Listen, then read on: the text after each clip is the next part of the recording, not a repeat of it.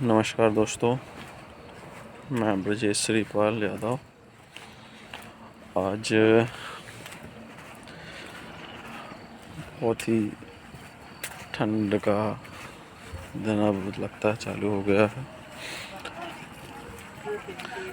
ठंड भी अब धीरे धीरे अपने रोज पे आएगी और फिलहाल ठंड चालू हो रही है और चालू हो चुकी है। और बताएं आप सब लोग कैसे हैं। मौसम बहुत ही लाजवाब होने वाला है।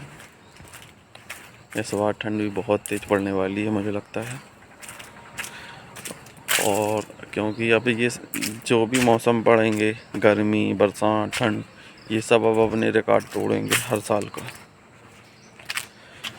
क्योंकि लगभग धीरे धीरे अब प्रकृति अपना संतुलन बिगड़ चुका हुआ है। प्रकृति अपना संतुलन खो रही है, वो भी हम लोगों की वजह से। क्योंकि हम लोग प्रकृति का उतना ख्याल नहीं रखते हैं, उसमें ध्यान नहीं देते हैं, बस उसका दोहन करते हैं अपने उपयोग के लिए। जबकि मनुष्य को ये जानकारी ज़रूर होना चाहिए कि अगर हम उसका उपयोग कर रहे हैं तो बड़ी ही सावधानी से करें और उसे संरक्षित करके करें, ताकि आगे भी हम उसका उपयोग करते रहें। आज हम देख रहे हैं गर्मी इस वर्ष कितनी बढ़ी। ठंडे देशों में तक, जहाँ पर ठंडे देश हैं जो अपने भारत दुनिया में, वहाँ पे तक गर्मी का प्रकोप था इस बार। खैर अब तो ठंड आ गई है, लेकिन फिर भी इतना जानकारी सभी को रखना चाहिए। छोटे से छोटे, बड़े से बड़े आदमी, चाहे वो धनवान हो या गरीब हो, प्रकृति, पर्यावरण है तो हम हैं। ये अपना संतुलन खोई तो समझ लीजिए कि फिर मनुष्य का सर्वनाश जरूरी है, होकर ही रहेगा। इसलिए इसका अच्छे से उपयोग करें, इसकी देखभाल करें।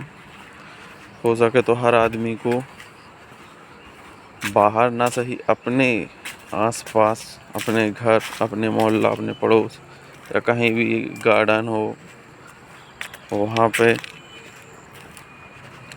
कम से कम अपना 5 मिनट का टाइम देके साफ सफाई वहाँ पर करें। मेरा तो एक स्लोगन भी था, मैंने खुद से ही बनाया था कि ना लगाओ धन, मन से करो जतन, बस 5 मिनट पेरो तन, कैसे नहीं होगा भारत स्वच्छ। हमें पैसे नहीं लगाना है, बस हम 5 मिनट अपने बाहर, अपने घर में, अपने आस पड़ोस में 5 मिनट बस अगर अपन सफाई करने के लिए अपना परिश्रम करते हैं तो मुझे लगता है हम 140 करोड़ देशवासी हर रोज़ 5 मिनट अगर काम करते हैं, वर्क करते हैं सफाई के लिए, तो हम छोटा मोटा देश हर रोज़ साफ कर सकते हैं। छोटा मोटा देश की तरह हम भारत को हमेशा साफ कर सकते हैं, और छोटा मोटा देश हम रोज़ साफ कर सकते हैं। हम इतनी जनसंख्या में हम इतना अगर 5 मिनट बस अगर टाइम निकालें तो। और हम देखते हैं आज दुनिया में लोग केवल पैसे के पीछे भाग रहे हैं। पैसे के पीछे ना स्वास्थ्य का ध्यान रखते हैं, ना प्रकृति का ध्यान रखते हैं, और ना ही किसी भी चीज़ का ध्यान रखते हैं। बस पैसा आना चाहिए। कमा तो वो लेता है आदमी पैसा, लेकिन उसको खर्च नहीं कर पाता। क्योंकि एक मैंने सुना है कि अपना कमाया दूसरा ही खाता है। तो मुझे लगता है कि कुछ ऐसा किया जाए कि स्वास्थ्य सही रहे, हम अपना कमाया हुआ पैसा खुद में भी उपयोग कर सकें। और आज मैं अगर थोड़ा बहुत प्रकृति की और आगे बात करूं तो मुझे लगता है कि हर एक आदमी को एक पेड़ जरूर लगाना चाहिए। अगर हम पेड़ लगाते हैं तो ये आगे चल के हमें भी और हमारे आगे वाली पीढ़ी को और आगे तक पहुंचाने में मदद करते हैं। और आज हम देख रहे हैं कि ये जो बड़े बड़े पेड़ हैं, इनकी कितनी बेरहमी से कटाई हो रही है। कहीं पर कंस्ट्रक्शन का काम होना है, घर बनना है या रोड निकलना है। रोड का तो ठीक है, चलिए, फिर रोड भी अगर चाहें तो पेड़ को बचाते हुए भी बना सकते हैं। और पेड़ की जो बड़े बड़े पेड़ की बात कर रहा हूँ मैं, वो इतने सालों के होते हैं कि उनने हमें, हमारा परिवार देखा होता, हमारी पीढ़ी देखी हुई होती है।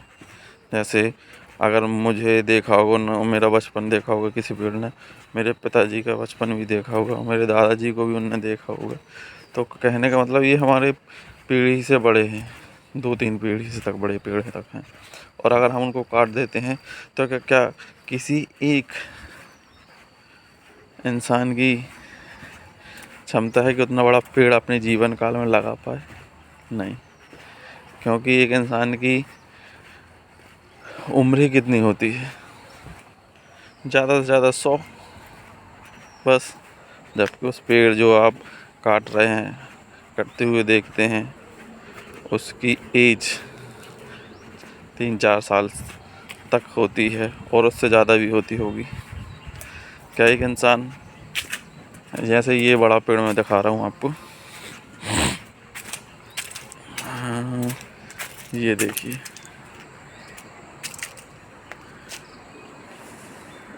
ये देख रहा है जो,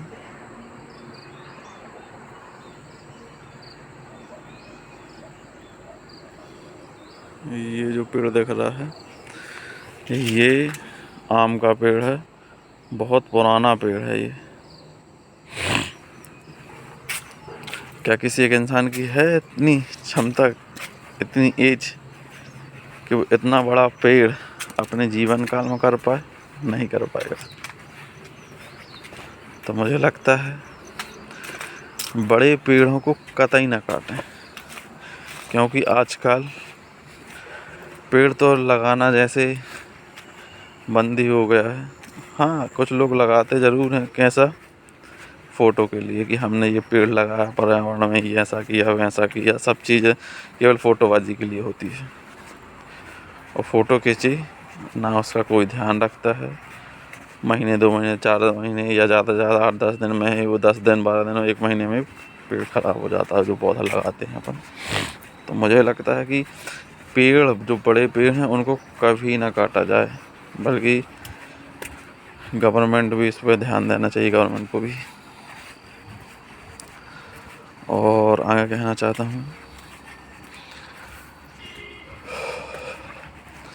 व्यक्ति को, हर आदमी को, आज हम देख रहे हैं सब चीज़ मिलावटी है।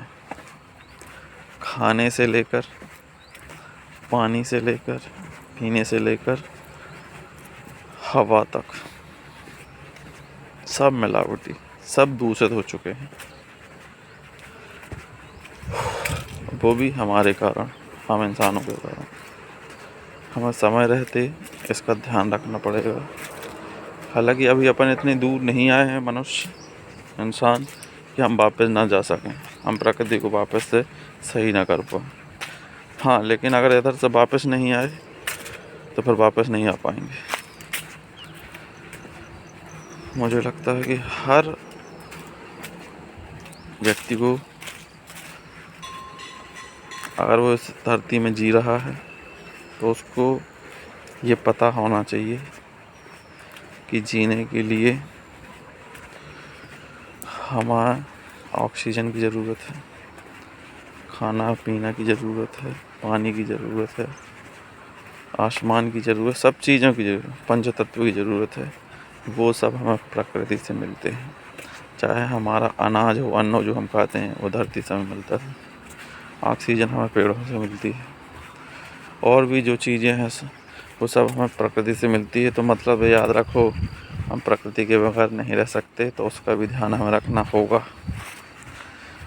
हम सोचते हैं कि हम इसका उपयोग करके हमारा काम हो गया, चलिए हम तो चले, गैरों से हमें कोई मतलब नहीं। आगे भैया, हमें हमारी पीढ़ी को भी ध्यान में रखते हुए प्रकृति हम जी गए, मतलब ये नहीं हो गया कि बस भैया हमारे बच्चे, हमारी औलाद के लिए भी तो कुछ छोड़ के जाओ। वो ऐसे दूषित में रहेंगे, दूषित प्रकृति में रहेंगे क्या? चलिए, आज के लिए इतना ही। बहुत धन्यवाद।